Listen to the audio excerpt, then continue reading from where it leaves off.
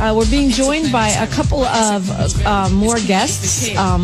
Joining us now, he is a professor of law at the University of Southern California, and he has been a member of that faculty for quite some time. He's also an author and an activist. Jody Armour. Good morning, Professor. Good to be with you, Dominique. Great timing, right? Yes. Thanks for joining us. Go ahead. Yes, great timing for a lot of reasons. I hope we'll get into it and mix it up a little. Yeah, that's the plan. Got a lot of folks on these phones. We're also being joined by an artist, a rap artist who is also an activist, longtime activist, not somebody that just made a plan 10 minutes ago. He is, part of... He's a 6-time Pittsburgh Hip Hop Award honoree and a USA Cummings Fellow. Got a long resume, but let me just say, an activist as much as an artist. Jasiri X, good morning. Morning.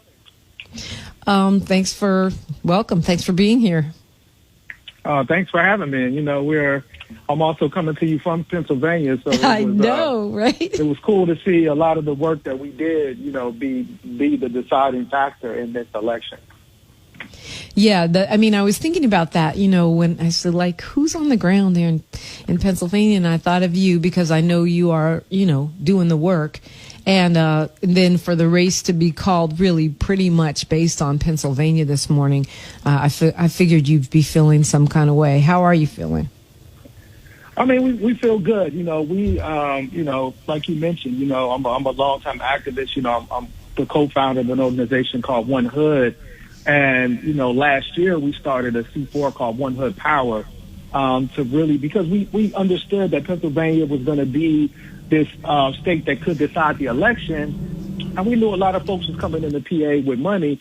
And we felt like as a Black-led organization, we should be at the forefront of being the ones that are organizing to, get our people to the polls. But also, we're not, for our organization, we weren't just interested in grabbing a bunch of young people, paying a minimum wage and sending them to knock on some doors. We were interested in creating something where we could, one, pay our folks a livable wage, but also to really teach and educate our folks about the political process as a whole. And so, to do the organizing, particularly this last month, was like a really sprint to the finish. We were in, every Black community in Pittsburgh and outside of Allegheny County. So to kind of see that hard work pay off and particularly see that Black voters were really the voters that swung this election to Biden was a powerful thing to witness. And Jody Armour, we have a lot of people that want to call in because people are reacting to this news. But you said, you want to get into it, and I feel like let's get into it right now. What was going through your mind when you said that? Well, I love what the activists did in the streets of L.A. Black Lives Matter, L.A. Melina Abdullah, the activist here, got Jackie Lacey out of office, made a monumental change in the DA's race. It's going to have reverberations across the nation. Down ballot, I am extremely, heartened. When I look at the top of the ballot and what we're celebrating this morning, the fact that a deeply unpopular president who actively botched the greatest public health crisis in 100 years, and the Democratic Party at the top of the ticket is barely limping over the finish line right now, and the face of that tells me,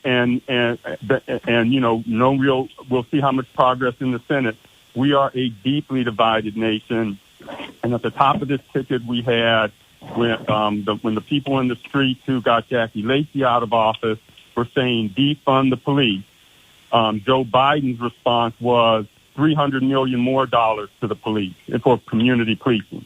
So you have, kind of from the standpoint of the people marching in the streets this summer, many of the protesters seeking foundational change, real change, in criminal justice matters especially, to have at the top of the ticket one of the architects of mass incarceration, Joe Biden himself. His name is on the 94 bill, and a law and order prosecutor, notwithstanding her claims that she was a progressive prosecutor. I go into my book with receipts how that wasn't the case. Kamala Harris.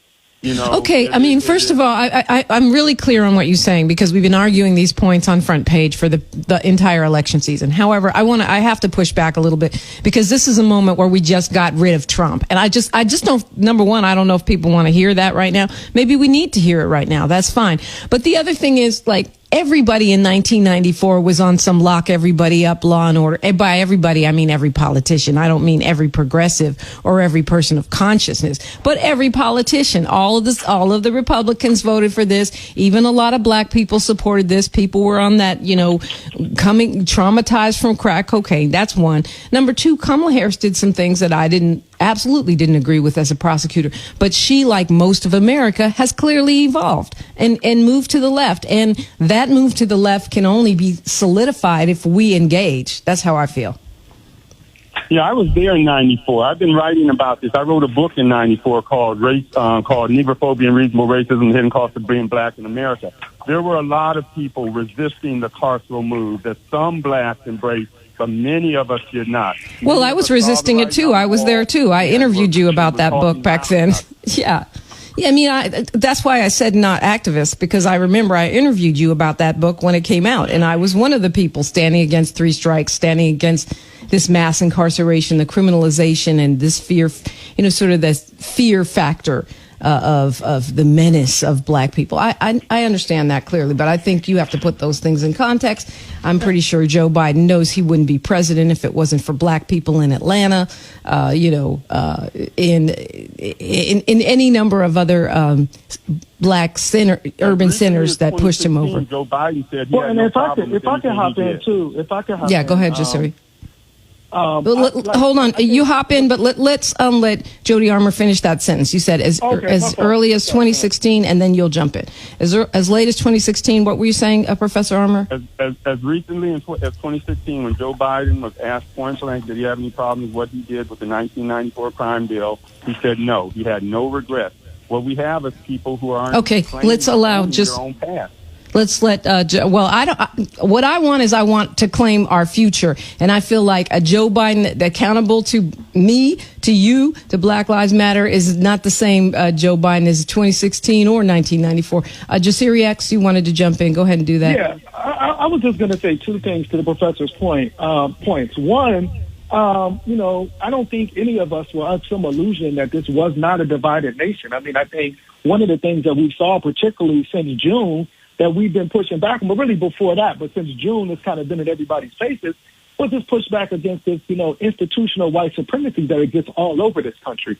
So it wasn't like, the election being so divided was a surprise to any of us. We already know how embedded white supremacy is in this country. This is a country founded on white supremacist violence. This is what it believes in, and this is how it runs. But up to the second point, we're not going to stop organizing. This isn't 2008 where, history was made with Barack Obama. A lot of people was out celebrating. As far as I know, in our community, our organizing, we got a rally today. And in this rally today, it's really speaking to these points that Professor's talking about. In this rally today, it's about continue to organize to get what we want, not just on a national, federal level, but also a state and local level. In Pittsburgh, we have a mayoral election in 2021. So we're already looking at our, platform around defunding the police, around, criminal justice reform changes, and putting that platform together to make local changes as well as state and federal changes. So to me, that's the difference in this moment. Like, yeah, we're glad that Donald Trump is out of here because he was a threat, an absolute threat to, our health, and our well-being. But we're not going out to pop champagne. We're continuing to organize. We're continuing to rally because we know, that this, the Biden-Harris, we're going to have to push them to do what we have to do. But like Angela Davis so eloquently put before the election, at least these are people that we can negotiate with, we can push. So I don't think the plan is to go back to sleep. I don't think the plan is to celebrate. And it's definitely not to go back to no 94 crime bill. No, we're moving forward from that. You know what I'm saying? Well, I mean, Biden has already apologized for that, so I don't even know why we're litigating a Republican talking point. I understand the concern of progressives. I am one of them, but I'm sorry. I am celebrating. I'm gonna celebrate today, tomorrow, and all next week, and then I will be in your face making sure. I'm sorry. I'm celebrating. Trust me, I'm celebrating right the heck now, and I would cuss if I wasn't on the air because look. This is important. This is not nothing. And I'm sorry. I don't care if she's not your perfect woman. Kamala effing Harris is now the vice president-elect of these United States. She is conscious. She is a black woman. She may not perfectly fit our progressive profile, but why do black women have to be perfect all the time and everyone else just can be like decent and we'll be good with that? I'm not saying, I'm not saying go back to sleep. I'm not saying that at all. But today, tomorrow, this week, and in the foreseeable future, Dominique DiPrima, with a very progressive perspective, will be celebrating her behind off. And I hope you're not mad at me, Professor Armour. I'm sure some of our callers. I just get a chance to speak. That's all. When I get a chance to go speak, ahead. then I'll respond. Speak, sir. Speak. Yeah. Joe Biden, when he was asked by the marchers in the street to defund the police, unbundle the police, said today, not in 2016, not in 1993 or 4, that he's going to give $300 million more to the police. Not forget unbundle, defund. I hear you. Yes, I hear you, protesters. You don't want me to defund the police? Here's more money to the police. And he promised there will be no fundamental changes, right? I'm going to keep everything fundamentally the same. We'll walk through Skid Row, 75% of which is black, the fiercest expression of structural violence in America here, and tell me that status quo before Trump was any better than right now.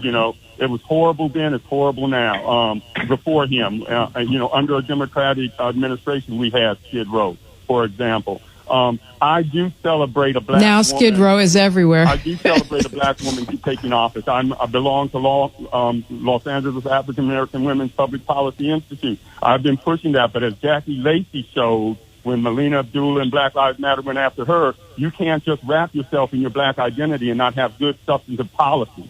And Jackie Lacey's retrograde policies that didn't keep her black woman status didn't prevail over that policy. And I think if you look at the history of what happened,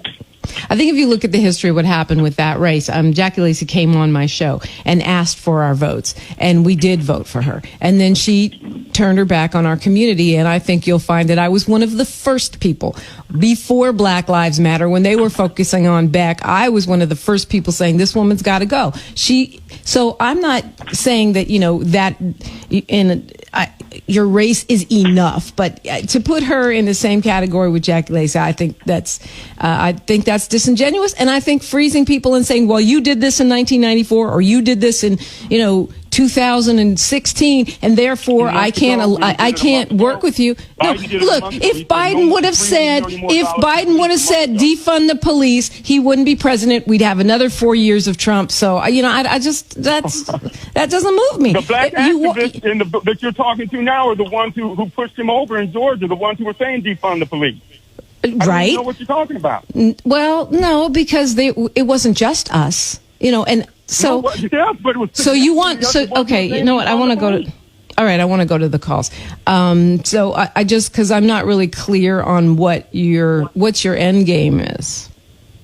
My end game is celebrating victories like Jackie Lacey must go, and Measure J, and a lot of things that really help black people, great and things, not celebrating the Democratic establishment, failure to repudiate Trumpism and, give us a candidate that was far to the right as possible, war-cheering, pro-fracking candidate.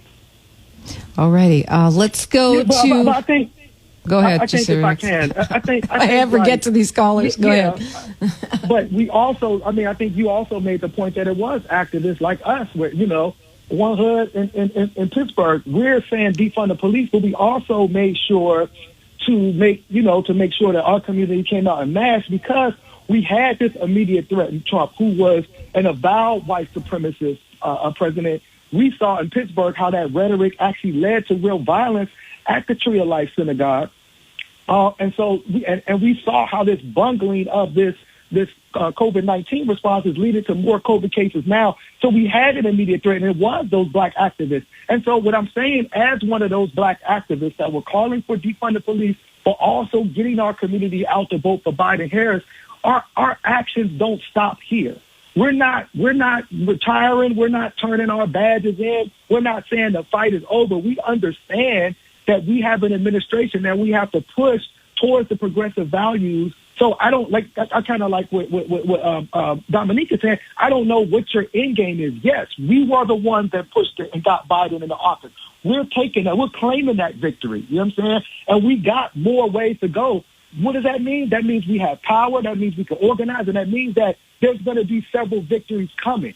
You know what I'm saying? So give us our props and give us our due. All right, let's hit the phones. It certainly is a conversation that will get people up and thinking, and we always want that. There's never anything wrong with that. Barbara from Orange County, good morning. Good morning, Dominique, and good morning to our guests.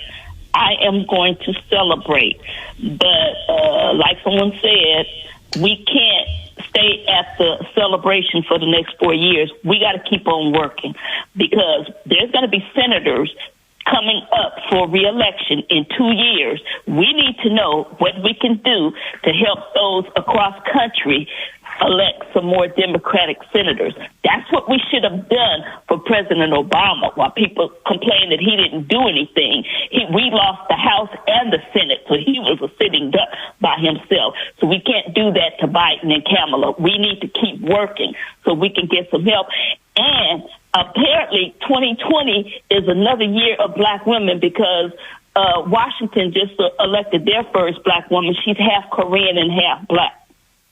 And Japan just elected a contestant for Miss Universe who's half Japanese and half black. As a matter of fact, their first runner-up was also okay, Barbara. Black. So this is the year for black women. I got your list.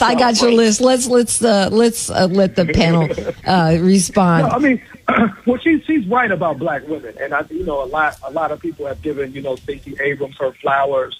Latasha Brown, who I've known for years, man, one of the most brilliant organizers that I've ever met. And her and Cliff and the Black Voters Matter Fund were all over the country. You know what I'm saying?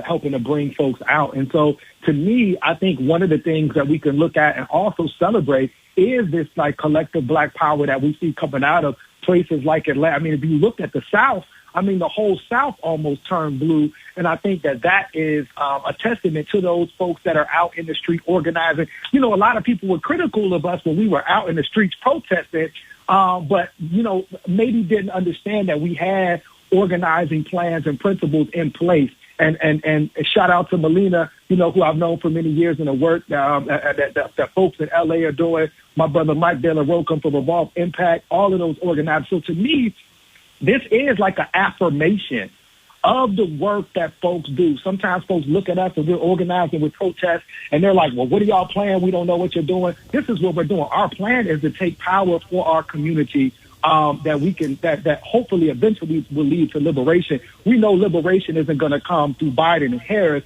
It's going to come through our continued collective work and organizing on the ground in these cities. Okay, so let me ask you before I go to the next call, Jody Armour, your reaction, because I have tons of questions, but I want you to be able to say what you want to say.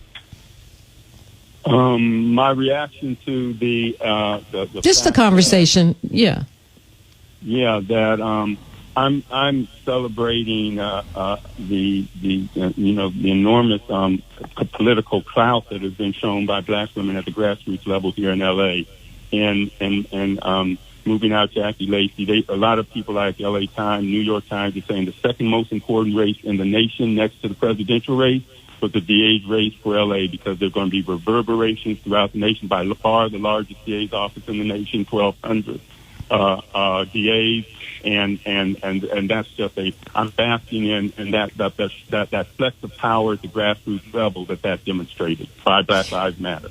So, Professor Jody Armour, that is a huge victory. But talk about it in context, in terms of this movement to change, to put in some progressive prosecutors, and what that means for that, and what next steps are. It means everything. The absolute linchpin of the new Jim Crow, of racialized mass incarceration, is the prosecutor's office. John Pfaff, in his book PFAFF, in his book Locked In, shows that before 1990, 1 out of 3 people that prosecutors looked at were coming into them, they were charging with felonies. By the time you got to the mid-90s, they were charging roughly 2 out of 3 with felonies. So that's you do the math here, and you have the explosion in the prison population and the jail population. The prosecutor's office is just everything when it comes to criminal justice reform, and the sheriff's office isn't far behind that. That's an election coming up too. But there's enormous discretion there, and to make that change there is going to, like I said, I could not have imagined it 10 years ago. The notion of a progressive prosecutor what didn't exist, yeah. Yeah. And I also think, that Proposition 20, I was dancing in my room when that went down, and I just don't think it got as much, people didn't really understand how important that was, in my opinion. Oh my God, you're right. It was one of the most important, because what it said was, here's what Proposition 20 did. The voters of California and Los Angeles have led on criminal justice reform for over 10 years now. Not the politicians, the voters have come in with propositions like 47. And so 47 took all of these felonies and knocked them down to misdemeanors. So prosecutors couldn't charge you with felonies anymore and keep on fueling mass incarceration for all kinds of minor property crimes and such, right? And so what Proposition 20 was attempting to do was take back those gains and ratchet back up to felonies from misdemeanors, all those crimes that Proposition 47 knocked down. And the voters of Los Angeles and California said, no, we are not going back. And that's one of the proudest moments that I've had as an Angelino, was how strongly Angelinos came out for Measure J and against Proposition 20 and moving George Defstone into Jackie Lacey. Yeah, and I think you're right. Just one second. I just want to say I think you're right to focus on those things, because those are the literal manifestations of what we were marching for, what we've been marching for, and what we'll continue to march for. When people say, oh, marching doesn't matter. Well, when it turns into policy, like Measure J, like the defeat of 20, and like a new DA, then it's clear that it does matter. Jasiri X, go ahead. Yeah, I was going to say, I had become disillusioned with politics, and I was done with it, particularly, one of my issues with the Obama administration was the fact that we had these 2 black attorney generals but didn't see any real justice in these cases of these police killing black people. So I had given up on politics, and I was asked, by my brother Mike to participate in a campaign for Prop 47 in California and kind of lend my voice to it. And I did it really thinking this ain't going to work, this ain't going to pass.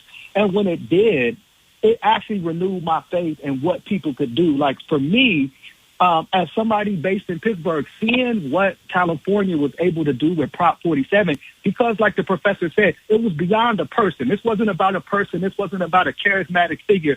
This was real policy that people took to the polls and won. In Pittsburgh, one of the measures that we passed, we actually strengthened our civilian. We have a Citizens Police Review Board in Pittsburgh, but it didn't have any power to actually subpoena a police officer. So it's been around for 20 years, but no officers ever testified before it. What we just did was we voted by 80% to give them power to subpoena officers, power to audit the police department of Pittsburgh. And so this was a big win for us as well. And so, but we took that from what we saw you all do in California around issues like Prop 47. So I just wanted to say that, the reason I'm still doing political stuff right now, it was because how I saw California organized around these issues. That's well said. Going to Fran, calling us from Los Angeles. Good morning, Fran. Good morning. Celebration. Come on, let's celebrate. I think that we have to stop listening to all of this stuff about what somebody said. If we look at our history, every step that we have made have been against what somebody felt. Lincoln did not want to free us, but he did. Johnson did. He had a racist background, but he went ahead and signed the Civil Rights. The alternative, we look at the alternative against Biden and Trump, there is no comparison. There's nothing for us to say. We should not be looking back. We should be looking forward. We should be celebrating and glad that we've made another step and trying to see what we're going to do for the future. This looking back, what somebody said in 1994, what they did, that has nothing to do with it, because our history tells us everybody that has signed something did it with in opposition. They really did not want to. The bottom line is they did it. So let's stop all of this, what somebody did, and let's celebrate. I think you make some really good points there, and I think that, you know, the professor also makes some really good points in that. And I'm hoping that because we had President Barack Obama and people were, you know, super wide-eyed and deliriously happy, and then went away and didn't keep doing the work. This time we have a different scenario where we are already on the march and on the move, and we are going to demand the accountability and the progress that we have earned through allowing this moment to happen. You want to comment, Professor Armour, on anything, on what Fran said, what I said, or something else? You know, you're all making great points, and all I'm trying to do is keep on coming back to some of the kind of systemic things, some of the kind of structural things, and keeping the focus on that. You know, I remember when, you know, in 2010, when, you know, we were waking up to the scourge that the war drug was on the black community, and we knew that the new Jim Crow, we got to fight against, you know, the war on drugs, and black people were being disproportionately bearing the brunt of marijuana, you know, arrests and convictions. Eric Holder came out in 2010 and fought against California's opposition to legalize marijuana in 2010. And my jaw dropped, you know, because the policy wasn't attracting the interest of the black community as tightly as it should. And that's all I'm trying to keep on coming back to. I'm okay with what everyone else is saying, but I'm going to be that kind of squeaky wheel that's always kind of pointing to the systemic stuff, the structural stuff. Yeah, and then I think that's important. I also feel like, you know, we've had a long, hard 2020 and a really long, hard 4 years. I mean, honestly, with my job, I have to do news every day. I have to listen to this man. It's like being waterboarded. So just that alone for me is like, you know, being freed from having. I actually read most of my news because I just can't listen to his voice anymore. It gives me hives. But anyway, we got to take a break right here. Continuing our conversation with a USC law professor, author and activist Jody Armour, and rapper and founder of One Hood activist Jasiri. XNU 520-KJLH 520-5554. Love to hear from you. Radio Free 102.3 KJLA.